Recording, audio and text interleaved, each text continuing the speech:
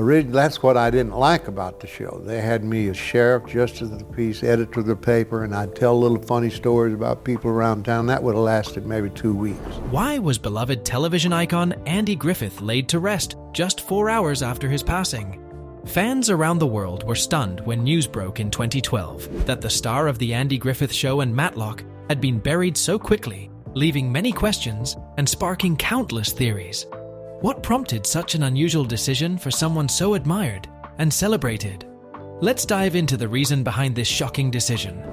Andy Samuel Griffith was a beloved American actor, comedian, television producer, singer, and writer. His name became widely known to millions of people because of his roles on two iconic television shows, The Andy Griffith Show and Matlock. These shows made him a household name and cemented his place as one of America's most cherished entertainers. Andy's career lasted an impressive 7 decades, showcasing his talent in many areas, including music and television. He passed away in 2012 at the age of 86, leaving behind a rich legacy that continues to be celebrated today. Many people were curious about what led to Andy Griffith's death. He was a beloved actor who had been in the public eye for many years, so when he passed away, people wanted to understand what caused his death. In a statement released by his family after his death, it was revealed that Andy Griffith died after an illness. His wife, Cindy, was by his side when he passed away. The family chose not to share all the details, but it was clear that Andy's health had been a concern for a while. Andy Griffith had faced serious health problems in the past, and his health had been a topic of concern for years. His first major health issue happened in April 1983, when he was diagnosed with Guillain-Barré syndrome. This is a rare condition that affects the nervous system, causing muscle weakness and sometimes even paralysis. For Andy, this meant that he couldn't walk for a period of 7 months. He was paralyzed from the knees down, which was a very difficult time for him. Guillain-Barré syndrome can affect different people in different ways, and for Andy, it meant a long recovery process. But despite this serious condition, Andy was able to recover and return to his life and career. In addition to his battle with Guillain-Barré syndrome, Andy also had heart problems. On May 9, 2000, he underwent quadruple heart bypass surgery at Centara Norfolk General Hospital in Norfolk, Virginia. Heart bypass surgery is a serious procedure where doctors reroute blood flow around blocked or narrowed arteries in the heart. In Andy's case, the surgery was necessary because of the heart problems he had developed over the years. The surgery was successful, and Andy was able to recover. He continued to work and live his life, but it was clear that his health was becoming more fragile as he aged. Over the years, Andy Griffith's health had become a part of his life story. Despite the challenges he faced, he remained a strong and positive person. He had gone through tough health issues, including his battle with Guillain-Barré syndrome and his heart surgery, but he never let those things define him. Andy continued to work and entertain, and his fans appreciated his resilience and strength. In September 2007, Andy suffered a fall that required hip surgery. The surgery took place at Cedars-Sinai Medical Center in Los Angeles, a well-known hospital where many famous people receive medical treatment. Hip surgery is often necessary for older individuals who experience falls, as the bones and joints can become more fragile with age.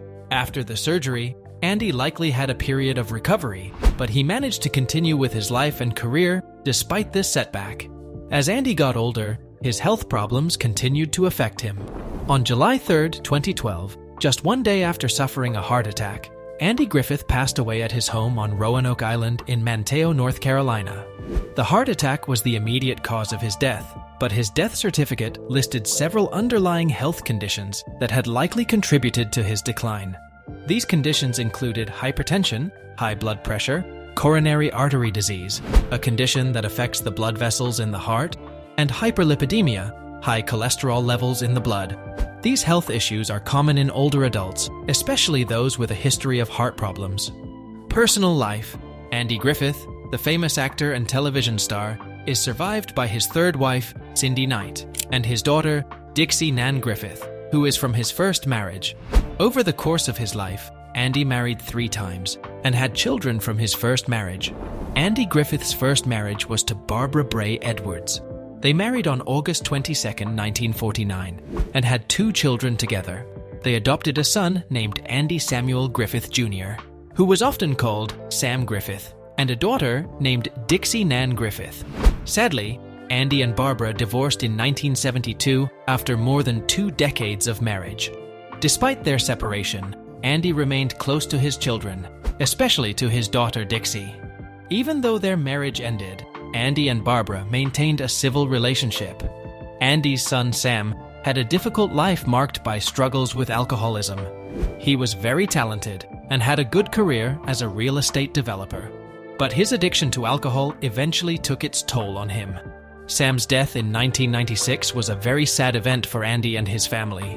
While Andy was always supportive of his son, Sam's death was a painful chapter in his life. It was a reminder of the challenges that many people face, even in families that seem successful or have fame. After his first marriage ended, Andy married again. His second wife, Solika Kasuto, was a Greek actress. They were married from 1973 to 1981, and although they were together for several years, their marriage ended in divorce. Solika Kasuto was an actress, but she didn't become as well known as Andy. Their relationship was part of Andy's life in the 1970s, but it eventually ended after about 8 years. While details of their marriage remain private, it's clear that this was an important chapter in Andy's life. Andy's third and final marriage was to Cindy Knight, a woman who became a significant part of his life. Andy and Cindy met when she was a cast member in a play called The Lost Colony in North Carolina, where Andy had a home. Their connection grew from their shared interests in the arts and their personal chemistry. They married on April 12, 1983, and their marriage lasted until Andy's death in 2012, which means they were together for nearly 30 years. Cindy was by Andy's side during his later years and was with him when he passed away. Their marriage is often remembered as one of love and companionship, and Cindy played a key role in supporting Andy during his final years. Andy had a daughter, Dixie Nan Griffith, from his first marriage to Barbara Bray Edwards. Dixie was an important part of Andy's life, and he had a close relationship with her throughout his life. Dixie also gave Andy the joy of being a grandfather. Andy had 3 granddaughters through Dixie, and he enjoyed spending time with them. Family was always important to Andy, and having grandchildren brought him great happiness. While he was often focused on his career, his family was always there to support him and be a part of his life. Andy Griffith's family life, including his marriages and children, shows that while he was a famous actor, he also had a private side that revolved around his loved ones. His second marriage to Solika Kasuto was a part of his journey, but it was his long-lasting marriage to Cindy Knight that is remembered as his final and most significant relationship. Through his daughter, Dixie, and his granddaughters, Andy left a family legacy that continued after his death. Andy's life wasn't just about his acting career. It was also about the people he loved and the relationships he built over the years. His family members, including his wife Cindy and his daughter Dixie, were there for him through both the good and difficult times. They helped shape who he was as a person, and in return, Andy gave them a legacy of love, laughter, and a lasting impact in the entertainment world.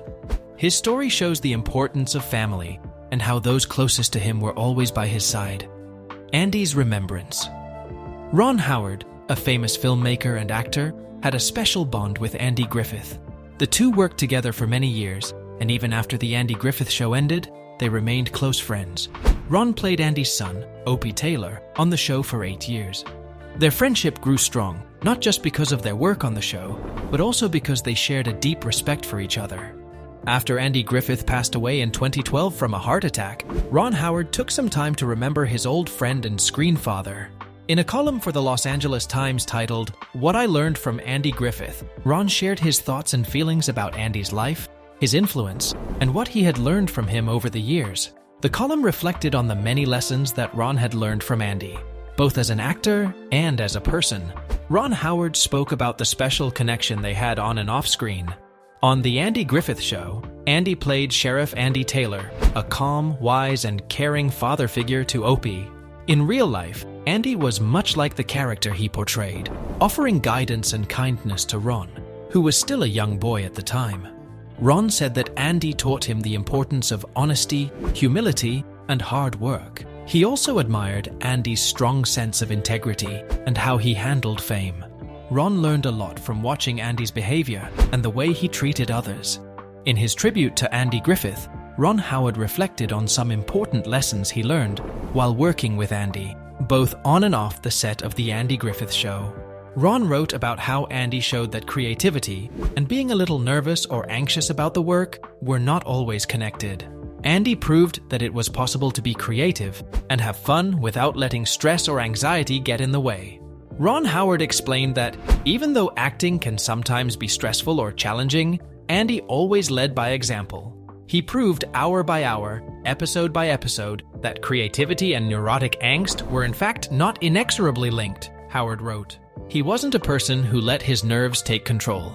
Instead, Andy showed that it was okay to have fun, relax, and enjoy the process of making television. Despite all the laughter, practical jokes, and good times on set, Andy kept the focus on getting the job done. Every day, the cast and crew were able to keep their spirits high, playing jokes and laughing together, while still working hard and sticking to the schedule. They were able to finish an impressive amount of work each day, 12 pages of script, and still keep the show fun and lighthearted. Andy's approach was a great example for everyone around him. He showed that it was possible to work hard, stay professional, and get the job done, all while having a good time and keeping the mood positive. Ron described how the cast would often joke around and have fun between takes, sometimes laughing so hard that they cried, yet they never lost focus on the work at hand.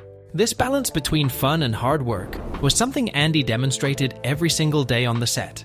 Through his actions, Andy proved to Ron and the rest of the cast that it's possible to maintain a relaxed atmosphere, build great relationships, and still produce high-quality work. The show, which was consistently rated numbered 1, became a clear example of how a team could succeed while keeping things light and enjoyable. Andy Griffith's ability to balance humor, creativity, and professionalism was a lesson that Ron Howard carried with him throughout his career. Ron Howard's writing emphasized that Andy Griffith was not just a great actor and leader on the show, but also a teacher of how to live and work with joy and dedication. Through his behavior and leadership, Andy taught everyone around him that work didn't have to be serious or stressful all the time. It could also be fun, full of laughter, and still result in amazing work. Andy's example of balancing work and joy is something that Ron Howard valued and carried forward in his own career, and it's one of the reasons Andy Griffith's influence lasted long after The Andy Griffith Show ended. In his tribute, Ron recalled how Andy would often lead by example. Even though Andy was a big star, he remained humble and approachable. He didn't let his fame change who he was as a person. This was a lesson Ron carried with him throughout his own successful career. Ron also talked about the importance of family and how Andy valued his relationships with his own family. Ron felt that Andy's family-oriented nature had a big impact on him, and it made him appreciate his own family even more. The bond between Andy Griffith and Ron Howard was not just about acting or fame, it was about the life lessons they shared. Ron said that Andy always showed kindness, patience, and a deep care for others. After the show ended, they continued to stay in touch and support each other.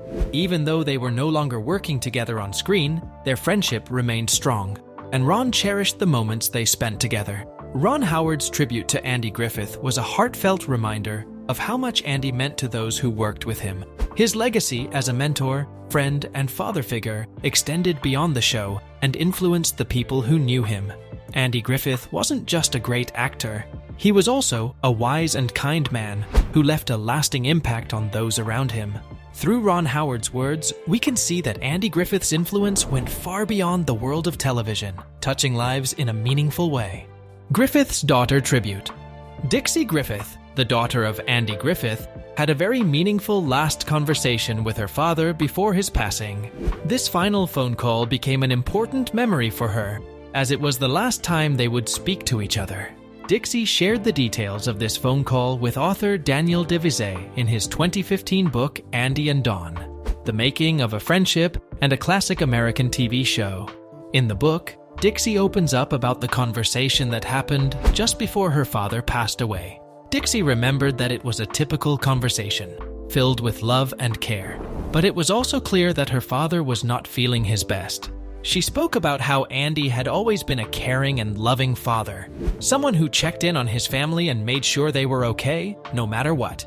Even though Andy was a famous star, he always made time for his family, especially his children.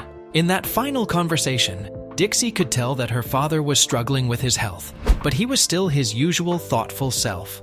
Andy had always been someone who wanted to make sure his loved ones were all right, and Dixie felt that even in that moment, her father was trying to comfort her. The conversation wasn't long, but it was full of the love and connection that had always been there between them. Dixie Griffith recalled that during her final conversation with her father, Andy Griffith, it felt as if he was sharing something important with her. She described the moment as being very special and meaningful. Dixie felt that her father was giving her advice and wisdom, almost as if he was preparing her for life without him. The tone of the conversation and the way her father spoke to her made her feel that this was their last talk. It was a deep, emotional moment, and she knew that after this call, she wouldn't have another chance to speak to him.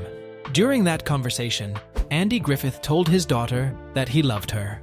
Dixie, feeling the weight of the moment, responded with her own words of love. She told him that she loved him too. For Dixie, these words were incredibly important, as they were the final things she would say to her father. It was a heartfelt exchange between a father and daughter, filled with love and emotion, knowing that time was running out. It felt very much like he was imparting to me wisdom to carry forward. Because of the nature, because of the context of the conversation, I just knew that was the last time I was going to talk to him. He told me he loved me. I told him I loved him, she recalled. Dixie later reflected on how powerful and meaningful those final words were. She realized that the conversation wasn't just a regular phone call. It was a moment when her father shared his feelings and wisdom with her. Even though they didn't discuss anything particularly heavy, the nature of the conversation made her understand that this was a farewell. She knew in her heart that it was the last time she would talk to him.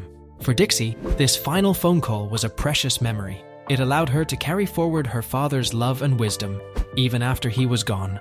The simple act of saying, "I love you," took on so much more meaning in that moment, and it gave her comfort to know that their bond was so strong.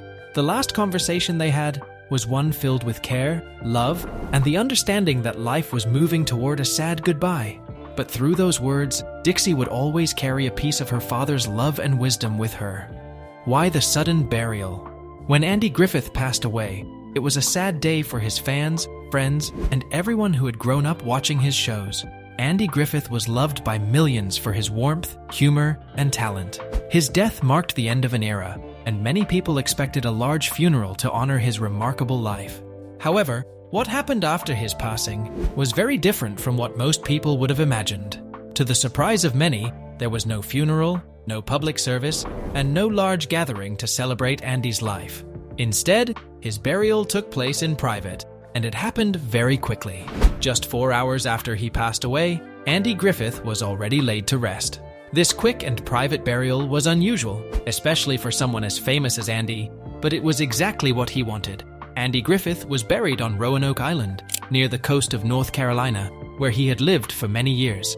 The burial took place around 11:30 a.m. on the same day he died. So, why did Andy Griffith choose to be buried so quickly and quietly? Before Andy Griffith passed away, he made it very clear what he wanted, and more importantly, what he didn't want after his death. Andy Griffith was a man who valued privacy and simplicity. Despite his fame, he always stayed humble and close to his roots. He loved his home in North Carolina and the peaceful life he led there. Being a private person, Andy did not want his passing to turn into a media spectacle. He was determined to avoid helicopters flying over his home, reporters taking pictures, or large crowds trying to see his casket. He took careful steps to make sure none of that would happen. As his biographer Daniel Devisay wrote, Andy didn't want his death to become a media circus. He planned everything in advance, down to the smallest detail. He asked a small and trusted group of friends and family to make sure his burial was handled quietly and quickly. One of his specific requests was to be buried immediately after his death. This way, there wouldn't be time for reporters or photographers to gather at his home on Roanoke Island, North Carolina. Andy understood how the media worked and wanted to avoid any chance of his remains being filmed or photographed. Andy's neighbors and the people of Dare County, where he lived, were deeply loyal to him. They respected his wishes and worked together to protect his privacy. When Andy passed away, the local sheriff even grounded helicopters to stop camera crews from flying over the Griffith estate. This decision ensured that Andy's burial remained a private affair, just as he had planned.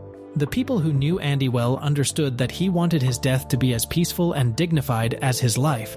They did their part to honor his wishes, showing the kind of respect and care that Andy had always shown to others. Andy's burial took place just hours after he passed away, with only a small group of trusted friends and family present. It was a simple and private event, far away from the prying eyes of the media or large crowds. This was exactly what Andy had wanted, a quiet goodbye, surrounded by the people who mattered most to him. Andy Griffith's decision to avoid a public funeral or media attention reflected who he was as a person. By planning ahead, he ensured that his final moments and burial were in line with the values he held dear. Because of the busy and hectic schedule that followed his death, only a few of Andy's close local friends were able to attend his burial. Even though his family wanted to be there, his only surviving child, Dixie Griffith, was unable to attend. Dixie Griffith, Andy's daughter, shared these sentiments in an interview with Andy's biographer, Daniel Devisay. Dixie explained that her father had made it very clear. He didn't want a funeral, he didn't want a circus, he didn't want a media frenzy. Andy had always been someone who valued peace and simplicity, and he wanted his passing to be just as quiet and respectful as the life he led. Dixie, of course, was deeply affected by her father's death. She expressed her sadness at not being able to attend his burial, but she also understood why things had to happen the way they did. In the interview, she spoke about how difficult it was for her to be so far away. "How do I gather her children and get on a plane and go?" she said, feeling the weight of not being able to be there. Despite the pain of not being there for such an important moment, Dixie made it clear that she respected her father's wishes. "But I understand if that was his wish, and I have to be respectful of what he wanted," she said. It was a moment of understanding, where she knew that her father's desire for privacy and peace was something she had to honor, even if it meant she couldn't say goodbye in person. Public reaction. The speed of Andy Griffith's burial raised some eyebrows, even among professionals in the funeral industry. Larry F. Stegall, the executive director of the state's Funeral Directors Association, was asked about it and noted that it wasn't a typical way to handle a death. "It's not very common," he said. "I don't recall having heard of it, and I've been here 32 years. For someone with such a long career in the funeral industry, Stegall admitted that a quick burial like Andy's was rare. Most people, especially those who are well-known, have their burials arranged more slowly, with time for family, friends, and the public to mourn and say their goodbyes. In many cultures, traditional funeral customs usually give family and friends some time to say goodbye before the body is buried. This time allows loved ones to visit the deceased, offer their respects, and take part in a ceremony or service. It's a time for people to mourn and share memories of the person who has passed away. However, not all funerals follow this traditional schedule. In the case of Andy Griffith, his funeral was different. His burial happened very quickly, just a few hours after his death. This may seem unusual, because for most people, there is a longer period between death and burial, especially for famous people. But there is an important reason why Andy's burial was so quick. It was his wish. The family respected what he wanted, and that meant burying him quickly and privately. Even though traditional funerals usually allow time for visiting and mourning, the most important thing is to respect the wishes of the deceased and their family. In Andy Griffith's case, his family knew exactly what he wanted and made sure his wishes were honored. Funeral director Larry F. Stegall explained that while it's not very common to have such a quick burial, the family's wishes are always abided by. It had been planned for some time. This was the wish of his family, the family spokesman explained. This means that no matter how unusual the request might seem, funeral arrangements are always made according to what the family desires. Andy's family knew that he didn't want a big public event, so they made sure his funeral was quiet and private. Another reason for the way Andy's death was handled is his deep Christian faith. According to his wife, Cindy Griffith, Andy was a person of incredibly strong Christian faith and was prepared for the day he would be called home to his Lord.